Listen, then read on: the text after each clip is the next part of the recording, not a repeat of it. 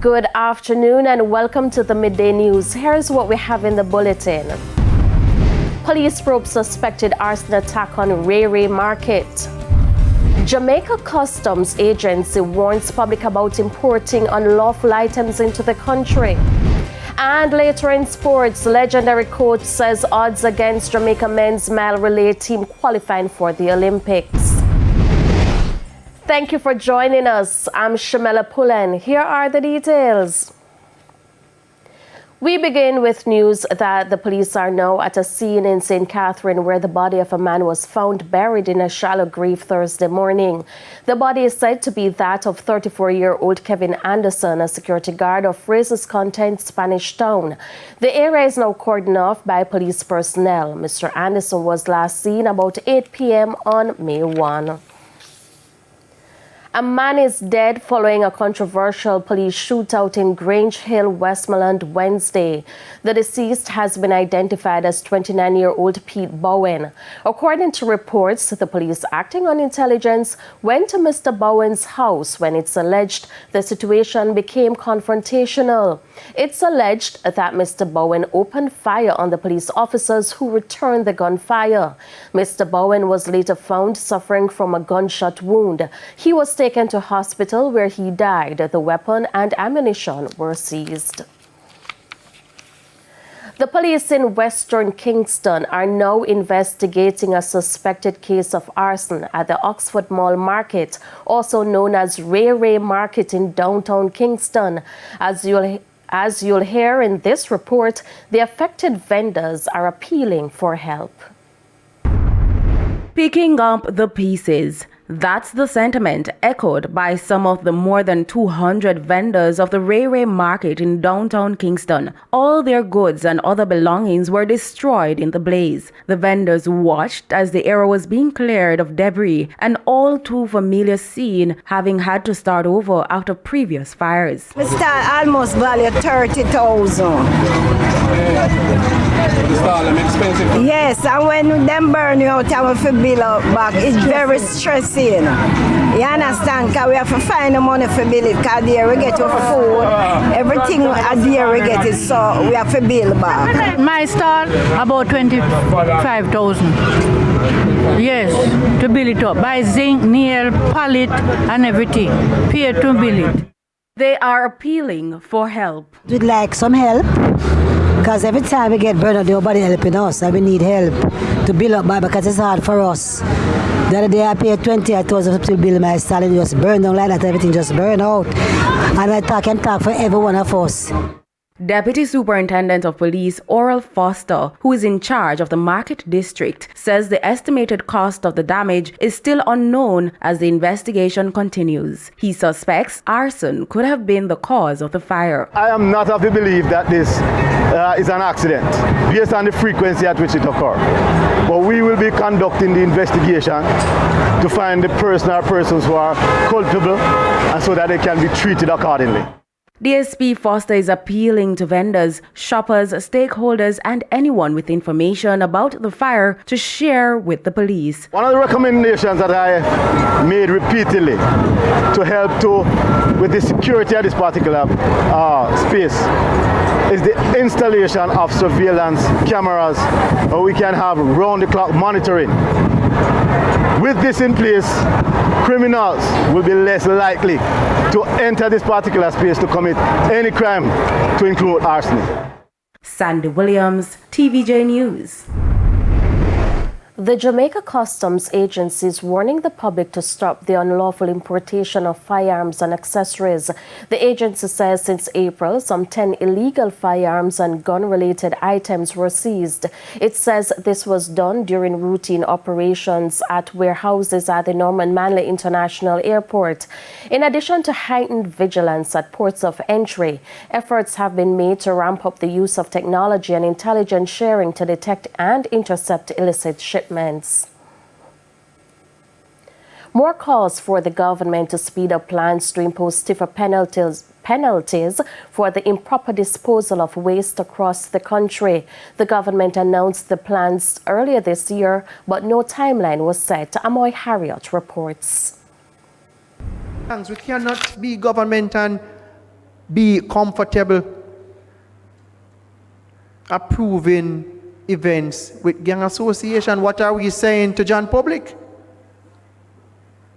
So we have to understand that and appreciate it, that we too have a responsibility for people's safety and for nipping in the bud the fundraising mechanisms within gangs, which are parties. So those who are promoting, are promoters from outside of Montego Bay who wants to come to Montego Bay and keep a party, once you're using these facilities, your event will be approved. Because we have to create that environment for your business to flourish.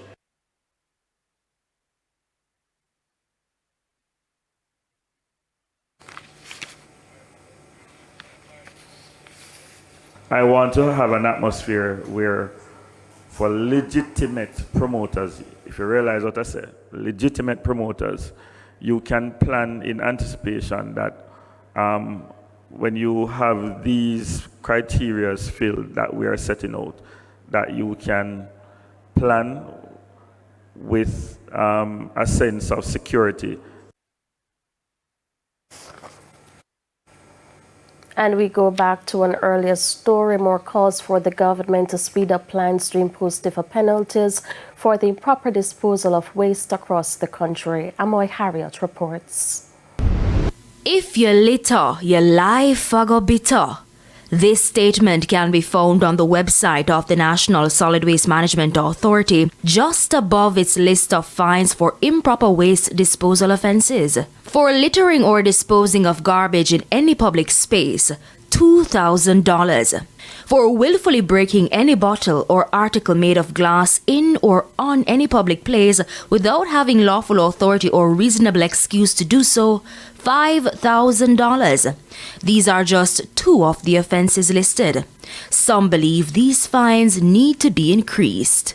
The fine is just too small for a man who would take a truckload of construction material and dumped into a drain or dumped into an area that is not a prescribed area. I think such a fine should be, I can't say how much, but he should feel it. He should feel it that he wouldn't dare to do it again. Speaking at a recent beach cleanup, one volunteer expressed concern that enough isn't being done to protect the environment. It's great, but this has to be a sustainable thing. It can't be a 1 week. This is where we live all the time. And we can tell from today that whilst we're making an impact, it's just a dent. So much more needs to happen. So I would encourage all Jamaicans to do their part, look at their practices, educate yourself, understand about the environmental actions you can take, the different things you can do within your own home, the things you can buy or maybe shouldn't buy, so that we can all collectively make a big impact on our country.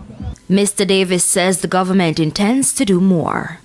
This year alone, the government will be spending a huge sum of money outside of what NSWMA will be getting or has gotten to make sure that we do some level of environmental cleaning up, and not only to clean up the environment, but also to have a separation of the various waste.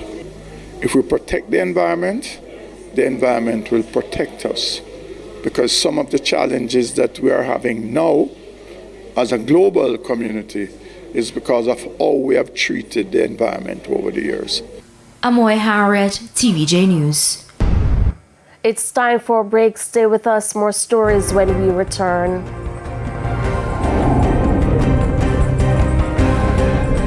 Welcome back to the Midday News. Scores of supporters remember the late former Deputy Mayor and Councillor for the Moran Bay Division, Rowan Bryan, at a candlelight vigil last evening. Mr. Bryan died on May 1 at the Princess Margaret Hospital from a brief illness. He was Councillor for the Moran Bay Division from 2012. The PNP now has 3 seats in the St. Thomas Municipal Corporation to the GLP 6. We must set examples for our children to follow. That assertion from local government minister Desmond McKenzie. He was speaking at a Child's Month event on Sunday. It's an annual event which doesn't get easier. The ceremony at the Secret Garden Monument in downtown Kingston, remembering the children whose lives have been lost to violence and crime. Local Government Minister Desmond McKenzie says his heart is broken over what is happening to young people. Too much is happening amongst our young people. Within our schools, within our communities, there has to be a different way. He challenged guardians, the community and political representatives to be more responsible in their roles to protect children. Let us try and ensure that no more names under tragic and violent circumstances is added to this monument. Mayor of Kingston Andrew Swaby revealed that last year alone over 14,000 children were abused. The Child Protection Family Agency reported that some 14,130 preliminary child abuse cases for 2023. And while this represents a decline of 6% compared to the previous year, this is far too high, especially for Jamaica. He says our children need to be rescued from a life of destruction. We need to lead a campaign to rescue our children from the criminal underworld and from those who, among us, whose intentions are to kill and destroy them. Carrie Ann Simpson, TVJ News. It's now time for the Business Minute. The Bank of Jamaica says there were 44 more automated banking machines, ABMs, installed by the end of November 2023. The central bank's annual report says this was 5.5% more than January to November 2022. This brought the total number of ABMs in the country to 865. The BOJ says there were 16.31 million transactions done at ABMs, representing a 9% or 1.36% increase compared to the previous year. These transactions were valued at $206.73 billion Jamaican dollars, up by 23% or 38.12 billion relative to the comparable period in 2022.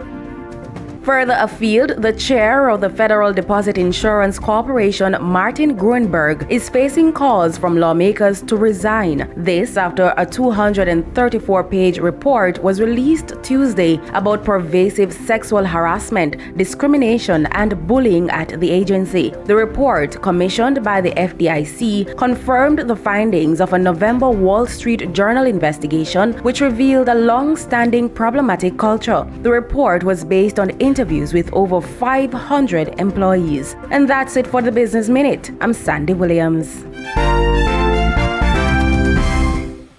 Time now for the top regional and international stories.